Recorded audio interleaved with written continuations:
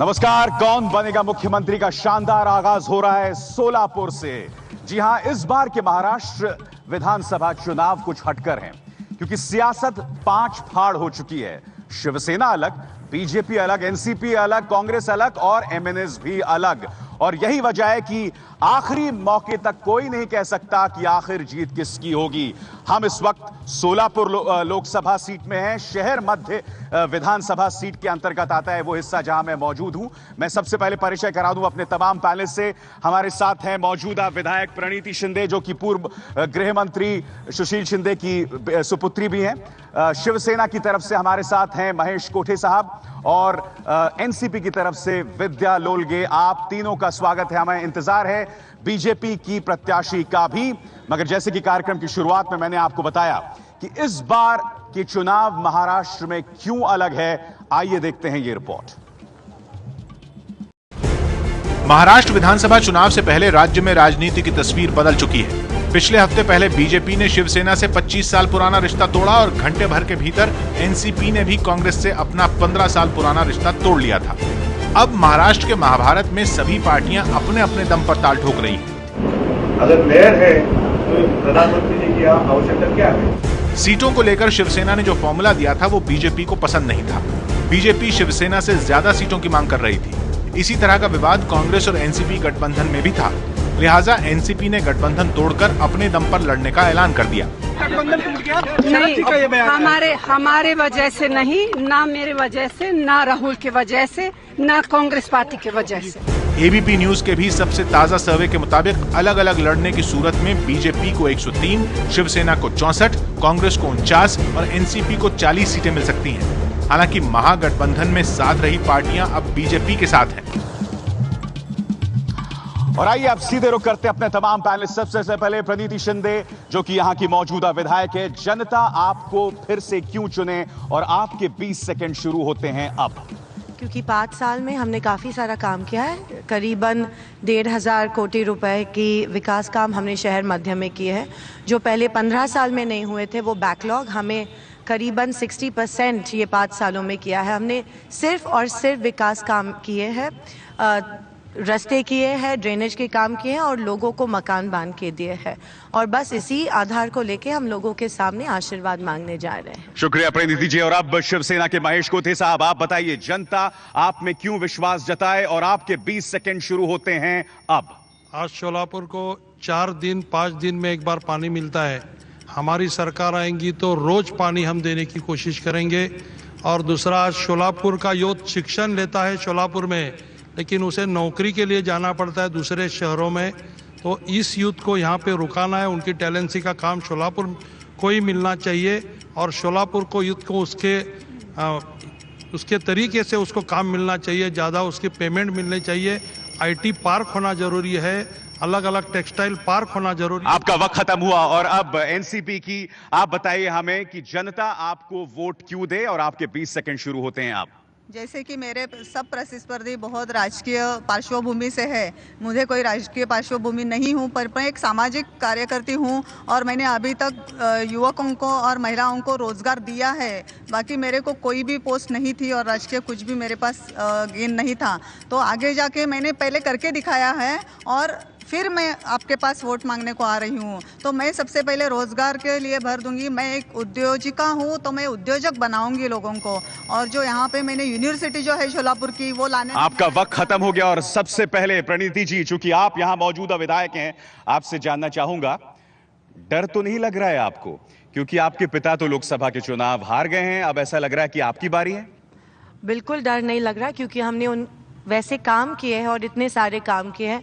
वो जो पिछले लोकसभा में हुआ वो एनालिसिस नहीं हो सकती है, क्योंकि वो एक तरह की सुनामी थी और लोगों की बड़ी पैमाने में दिशा भूल और लोगों को झूठ कहा गया था।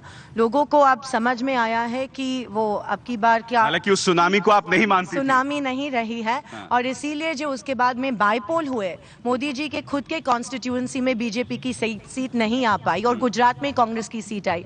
तो हमें पूरी ये है, खातरी है कि हमारी सीटें कांग्रेस में दोबारा आए। ये तो कह रही है जीतेंगी और इनका बहुत अच्छा काम चल रहा है, आप इत्तेफाक रखते हैं इससे?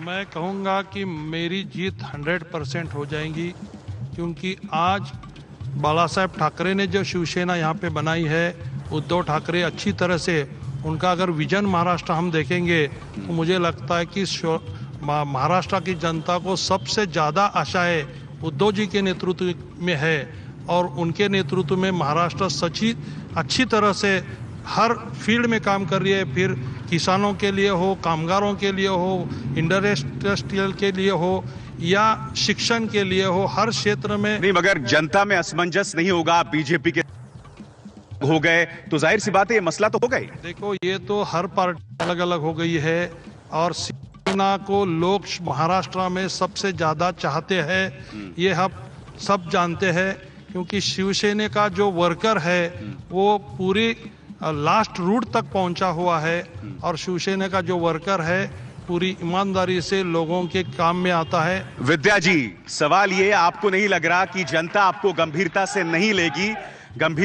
लेगी क्योंकि अब कांग्रेस से आप अलग हो गए हैं? अभी जैसे कि शिवसेना के बोलिए। इनका आवाज 19 तारीख को बंद होने वाला है। क्यों आवाज दे रहे हैं उनको ही पता है, क्योंकि 19 तारीख को तो बंद होने वाला है। अभी देना दो जितना देना है। नहीं तो आपको क्या लगता है, जनता आपको गंभीरता से लेगी कांग्रेस से जुदा होने के बाद? बिल्कुल लेने वाली है, क्योंकि हमने जो विकास किया है, शरद पवार साहब ने जो काम किए हुए हैं, अजीत पवार ने जो काम किए हैं, बारामती में जाके टेक्सटाइल पार्क देखिए, यहाँ पे टेक्सटाइल पार्क मंजूर करके लाया है, अनुदान उठाया है, कहाँ गया है टेक्सटाइल पार्क? कुछ काम नहीं यहाँ पे।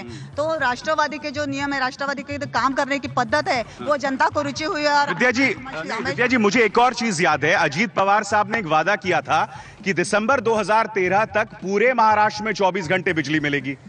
यहां तो इतनी बुरी हालत है, कहां 24 घंटे बिजली मिल रही है? यहाँ का लोक प्रतिनिधि जो है वो अकार्यक्षम है। लोक प्रतिनिधि की भी इच्छा चाहिए, सिर्फ अजीत पवार चाह के कोई नहीं होने वाला है। लोक प्रतिनिधि की इच्छा नहीं है? क्यों प्रणीति जी, आपकी इच्छा नहीं है जनता को 24 घंटे बिजली देने के लिए? ऐसा कौन लोक प्रतिनिधि होगा जो जनता की सुविधा में नहीं दिलचस्पी रखेगा? हमने रास्ते लाए हैं, शिंदे जी ने यहाँ पे एनटीपीसी जैसे बड़े बड़े प्रोजेक्ट लाए हैं, वो बिजली देने के लिए ही लाए हैं। और महाराष्ट्र में एक एक करके बात करते हैं प्रणीति जी, एक एक करके बात करते हैं। रास्ते, आप रास्ते कह रही हैं, आप मुझे बताइए, रास्तों की इतनी बदतर हालत है, आपने फिर भी टोल नाके बदस्तूर जारी करके रखे हुए हैं। रास्तों की इतने बदतर हालत है। 2009 के पहले यहाँ पे एक भी अच्छा शहर मध्य की मैं बात कर रही हूँ, और 2009 के बाद में हमने करीबन 75 रास्ते 80 रास्ते यहाँ पे बनाए, उसमें 150 कोटी के काम शिंदे जी ने यहाँ पे एनटीपीसी के प्रोजेक्ट लाए, वो सारे महाराष्ट्र को बिजली देने के लिए। और तब एनसीपी और कांग्रेस का गठबंधन था।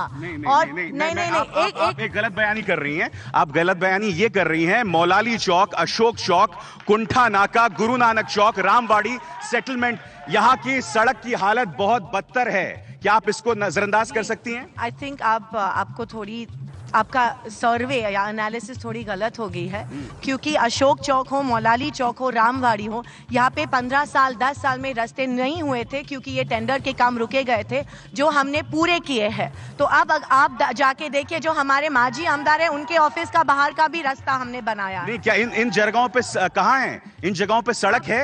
ये जिन जगहों का मैंने नाम गिनाया, क्या इन जगहों पे सड़क है महेश जी? ये आपने देखा है ना, तो मैं उसका और अलग क्यों जवाब दूं? इन जगहों पे सड़क है? आप अभी मेरे साथ कैमरा लेके चलिए, मैं दिखाती हूँ कहाँ। मैं खुद देख कर आ रहा हूँ, इसलिए मैं क्यों पूछ रहे हैं? मैं तो वही बता रही हूँ ना। आप नहीं, वो तो विश्वास नहीं कर रही है। नहीं, मगर सवाल यहाँ पर ये प्रणीति जी, 10 साल से यूपीए की सरकार, 15 साल से कांग्रेस और एनसीपी की सरकार, बावजूद इसके सोलापुर जो है विकास में क्यों पिछड़ा हुआ था? आप ये कैसे कह सकते हैं कि शोलापुर विकास में पिछड़ा हुआ है? एनटीपीसी जैसे बड़े project, Sholapur Poona highway, Sholapur Hyderabad highway, इतनी बड़ी बड़ी हाईवेज यहाँ पे हो गई है। शिंदे जी ने यहाँ पे बीएसएफ और सीआईएसएफ के बड़े प्रोजेक्ट्स लाए हैं पानी के लिए, क्योंकि आप बाकी के जिलों में देखें, पानी 8 दिन में एक बार भी नहीं आता है, जब यहाँ पे दुष्काल होता है तब। शोलापुर में दुष्काल के टाइम पे भी 4-5 दिन में एक बार पानी आता था। एनटीपीसी से बड़ी पाइपलाइन शिंदे जी ने सिर्फ और सिर्फ शोलापुर शहर। प्रणीति जी, अभी भी 3 दिन में एक बार आता है पानी,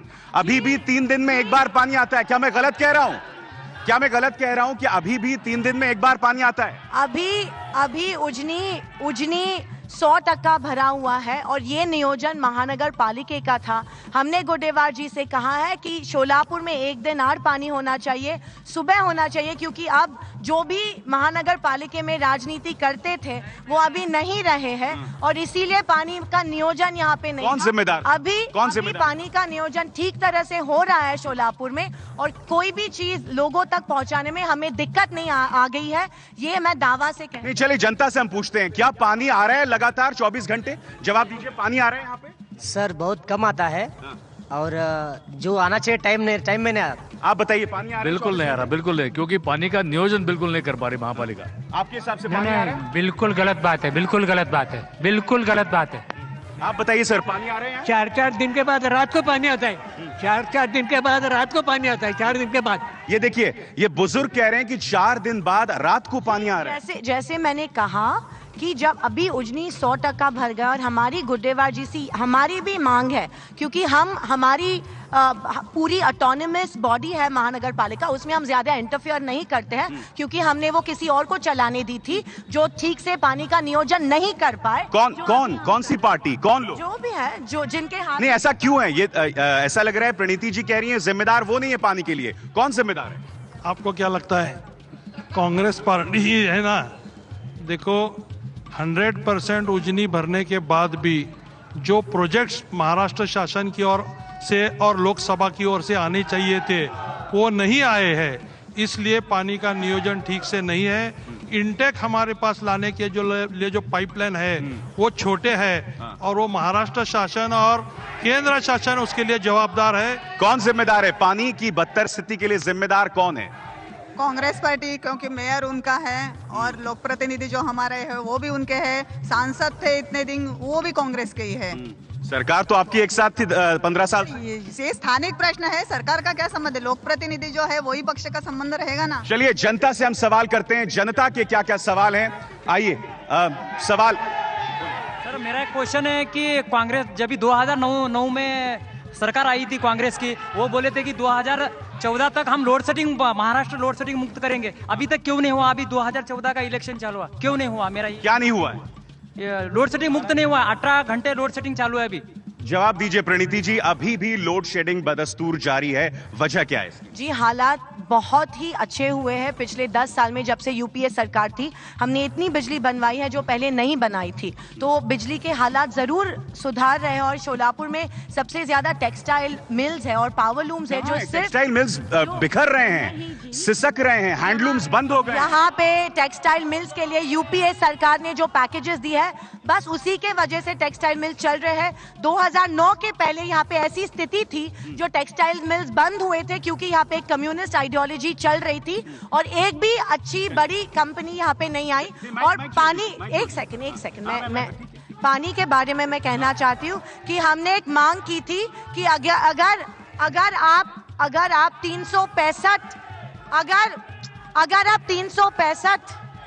आप 365 दिन पानी नहीं दे सकते हैं तो हमने मांग की थी कि पानी की पट्टी, जो पानी का बिल है, उसमें 50% कपात होनी चाहिए, जो इन लोगों ने रिजेक्ट कर। छोड़ दीजिए, चलिए ये मंच आपका ही नहीं सिर्फ, ये बात सही है जो बात प्रणीति जी कह रही है? बिल्कुल नहीं। शारदा सूत मिल बंद पड़ गई है, धनराज गिरी जी बंद पड़ गए, लक्ष्मी विष्णु बंद पड़ी है, सब मिल, सब यंत्रमाग, सब हाथमाग बंद पड़ गए हैं। कभी सोने का जिन्होंने बंद गिराया है आज भी वो उनके साथ ही है। जो 3 खासदार है, जो आमदार है, विधायक है, जिन्होंने ये सब मिल बंद गिराई है, जिन्होंने ये बैंक बंद गिराए है, वो सभी कांग्रेस के ही लोग हैं। चलिए हम और भी लोगों से सवाल करते हैं। जी बोलिए, सवाल करिए। महापालिका जिसके अंडर काम कर रही थी गेले 20-25 साल से, वो आदमी, वो पक्ष अभी दल बदल के शिवसेना में खड़े रहे हैं। अभी उसको पानी का नियोजन का उसको बोलना चाहिए। ये बताइए 40 साल से आप इनके साथ थे, अब अचानक क्या हुआ जब शिंदे से आप अलग हो गए? उसका आंसर मुझे लगता है शोलापुर की जनता ही दे सकती है। क्या अन्याय किया है कांग्रेस ने मुझ पर, इसका आंसर कांग्रेस पक्ष दे सकती है। आपने अन्याय किया इनके साथ या विश्वासघात इन्होंने आपके साथ किया? जी, जैसे मैंने कहा, महानगर पालिका में पक्ष नेता पद इनके साथ था, महापौर ये थे, बड़ी बड़ी नेताएं, इन्होंने बड़ी बड़ी जिम्मेदारी आजमाई है और इसीलिए मैं उनको सवाल करती हूँ कि महानगर पालिका में अब तक पानी का नियोजन क्यों नहीं? बताइए, जवाब कीजिए इसका। मैं बोलता हूँ जिनको इन्होंने आमदार बनाया, जिनको इन्होंने खासदार बनाया, वो सादा एक कॉर्पोरेटर चुन के नहीं ला सकता है, उनके बच्चों को चुन के ला नहीं सकता है, वो हमें क्या देंगे कॉर्पोरेशन। चलिए कुछ और लोगों से सवाल करते हैं, और लोगों से सवाल करते हैं। जी बोलिए, बोलिए क्या पूछना चाहते हैं? मैं तय से सवाल करना चाहता हूँ। जो अभी वो ये 1500 कोटी का काम बोल रहे हैं, सबको ढूंढना सोलापुर सिटी में बोल रहे हैं कि मैंने 1500 कोटी का काम किया है। इनके पिताजी 40 साल से वन साइड मंत्री रहे हैं, तो ये 5 साल में 1500 कोटी का काम कर सकते, तो इनके पिताजी ने कितना कोटी का काम किया है? चलिए और भी लोगों से, जी बोलिए। एनटीपीसी के माध्यम से 12,000 करोड़ का प्रोजेक्ट लाया है, 1,500 करोड़ का पावर ग्रिड का प्रोजेक्ट लाया है, 350 करोड़ से एनटीपीसी का यूजनी से इधर पाइपलाइन लाई है, टोटल 25,000 करोड़ का। शिवसेना के विधायक से पूछना चाहता हूं, पिछले 25 साल से आप महानगर पालिका में कांग्रेस की तरफ से राज करते रहे, आज आप अपनी जिम्मेदारी से भागकर शिवसेना की तरफ जाकर खड़े होकर लोगों को मत मांग रहे हैं। चलिए सवाल ये है, मैं आप तीनों से जानना चाहता हूं, क्योंकि बीजेपी के नुमाइंदे नहीं है यहां पर, मोदी की लहर है कि नहीं है? नहीं, बिल्कुल नहीं, मोदी की लहर नहीं रही है। और जिन लोगों की सोच है कि वो लहर में आ जाएंगे, वो वैसा नहीं रहा। ये लहर कब की मिट चुकी है। अभी महाराष्ट्र में कांग्रेस की लहर ही आने वाली है। आप बताइए महेश कोटे साहब, क्या यहाँ पर मोदी की लहर है? अभी तो उद्धव जी की लहर है महाराष्ट्र में। कुछ दिनों पहले आप कह रहे थे मोदी की लहर है, अब आप कह रहे हैं उद्धव की लहर। देखो, मैंने कभी कहा नहीं है कि मोदी की लहर नहीं है। क्या बात कर रहे हैं, आपकी पूरी पार्टी कह रही थी। मैंने आज भी आपको बताया है, मैं अभी आज उद्धव जी की लहर है, मैं इतना ही बता रहा हूँ। आप बताइए, क्या मोदी की लहर है महाराष्ट्र में? मोदी की लहर सिर्फ लोकसभा में थी, अभी अजीत दादा की लहर आ गई है। जैसे सोलापुर में अगर एनसीपी के कैंडिडेट चुन के आएंगे तो पूना जैसा सोलापुर बन जाएगा। मगर अजीत दादा तो वही है ना जो सिंचाई घोटाले में पाए गए थे, ठीक है? ये तो वही अजीत दादा हैं। अजीत दादा बिल्कुल घोटाले में प्रूफ नहीं हुए हैं। घोटाले तो कोई भी कर सकते हैं। क्लीन चिट तो इन्होंने दी, अदालत ने क्लीन चिट नहीं दी है। क्लीन चिट गवर्नमेंट ने नहीं दी है, न्यायालय ने दी है। न्यायालय ने कहा दी है? क्या न्यायालय ने क्लीन चिट दिया है अजीत पवार को? मुझे तो नहीं पता। नहीं। क्या न्यायालय ने दिया अजीत पवार को क्लीन चिट? ये नई बात बता रही है विद्या जी। इसके बारे में मैं ज्यादा कुछ बोल नहीं चाहती हूँ। जनता, क्योंकि आप ही की सरकार ने क्लीन चिट दिया था इनको। जनता जानती है क्या सही है और क्या गलत। और सिर्फ एक चीज की लहर है महाराष्ट्र में, वो है विकास कामों की लहर, जो कांग्रेस पार्टी ने पिछले 10 साल में किए। मगर ये बताइए ना, अजीत पवार को क्लीन चिट क्यों दिया आपने? वो देखिए, ये बयान अभी शोलापुर का चल रहा है, तो मैं उसके बारे में कहना नहीं चाहती। चलिए और भी लोगों से हम जानते हैं। जी बोलिए। भाई साहब, हम रास्ते गलत तरीके से चल रहे हैं। जो महाराष्ट्र में से 288 विधायक चुने जाएंगे, उसमें से 287 की एक बाजू में होगी और शोलापुर मध्य की सीटें और अलग होती, क्योंकि इसके सबके आगे जाके एमआईएम लड़ रही है। ये लोग एक नहीं हो रहे हैं। हमारी जनता की ऐसी इच्छा है कि एमआईएम के आगे खाली एक ही विधायक हमें चाहिए, वो किसी पक्ष का हो। ये चारों पांचों एक जगह बैठे, वो हमें बोले, उसको हम वोटिंग करेंगे। अभी आप मोदी जी की लहर की बात कर रहे थे। बहुत सारे प्रत्याशी का कहना है कि मोदी जी की लहर नहीं है, मगर आपने अभी देखा है कि मोदी जी ने अमेरिका में लहर खड़ी कर दी है। अब अमेरिका में कर सकते तो यहाँ क्यों नहीं कर सकते? अभी आएंगे और लहर खड़ी करेंगे। जी बोलिए। अभी जो इन्होंने कहा मोदी जी की लहर अमेरिका में खड़ी है, उन्होंने नई लहर खड़ी की है। जो सोलापुर की बात हो रही है, तो बात सोलापुर के विकास की, युवकों की करो। सोलापुर के युवक के लिए इन्होंने अभी तक किया क्या है? चलिए और भी लोगों से जानते हैं। जी बोलिए। मैं शिवसेना के कैंडिडेट से पूछना चाहूंगी कि जब नगरोत्थान योजना से शिंदे साहब और प्रणिति ताई ने 217 कोटी रुपए सोलापुर के ड्रेनेज लाइन के लिए लाए थे, तब ये पक्ष नेता थे वहां के, तो 6 महीने कमीशन के लिए किसने वो 217 कोटी अड़ाए थे? चलिए, एक बहुत सीधा सवाल है महेश कोटे साहब, एक सीधा सवाल है, जवाब आपका बनता है। क्या मुझे समझा नहीं है? मुझे समझा नहीं है। कुछ कमीशन वाला आरोप किया गया आप पर। वो उधर देखो, कमीशन वाला बात अगर उन्होंने प्रूव कर दिया तो मैं राजकारण छोड़ दूंगा।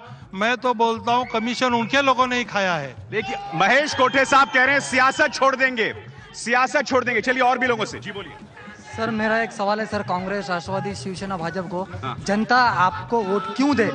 क्योंकि जनता को आपने फंसाया है। जनता ने आघाड़ी सरकार को फेंक दिया था, लेकिन यूपी के जो सरकार है उनको खाने को दिया था, लेकिन वो क्यों नहीं खाया? इसलिए मेरा ये चारी पक्ष को मेरा इनकार है। जो अपक्ष 99% अपक्ष जो बाजी मारेगा इनको सब फेंक देगा जनता। चलिए और भी लोगों से जानते हैं जी, बोलिए जी। चलिए और भी लोगों से जी। मेरा सवाल पूरे तमाम सोलापुर के युवा लोगों की तरफ से आप तीनों के लिए, जो सोलापुर की तमाम युवा पीढ़ी है सबसे ज्यादा वो बेरोजगार है, इसके लिए आपका फ्यूचर प्लानिंग क्या होगा? जो तई जॉब फेयर भरा के आप दोनों के लिए स्पेशल। अहम सवाल प्रणीति जी, सवाल ये हैंडलूम्स बंद हो गए जिसकी वजह से 40 से 80 हजार लोगों की नौकरियां चली गई, ये एक तथ्य है। बेरोजगारी युवाओं में एक तथ्य है, लोगों का पलायन हुआ है पुणे की तरफ, क्या ये समस्या नहीं है? जी, यहाँ पे हमने 5-7 सालों से जॉब फेयर लगवाए हैं, जहाँ पे हर साल 3000 लोगों को सिर्फ शोलापुर के कंपनीज में जॉब मिलता है। इतना ही नहीं, उनकी स्किल ट्रेनिंग भी होती है। यहाँ पे एनटीपीसी के माध्यम में से करीबन 1000 लोगों को नौकरी मिली है। शोलापुर में 5 साल में इतने सारे एंटरप्राइजेज आए हैं, एमएनसीज आए हैं, उसमें युवकों को जॉब मिले। और अभी फिलहाल में हमने 50 लाख रुपए की मान्यता लेकर युवकों के, सिर्फ सोलापुर के युवकों के लिए यूपीएससी और एमपीएससी सेंटर के निर्माण। चलिए बहुत बहुत शुक्रिया आप सबका इस चर्चा में शरीक होने के लिए, और हम अपने दर्शकों से अपील करेंगे कि 15 तारीख को जाएं और अपने मताधिकार का इस्तेमाल करें, और 19 तारीख को काउंटिंग देखें एबीपी न्यूज पर।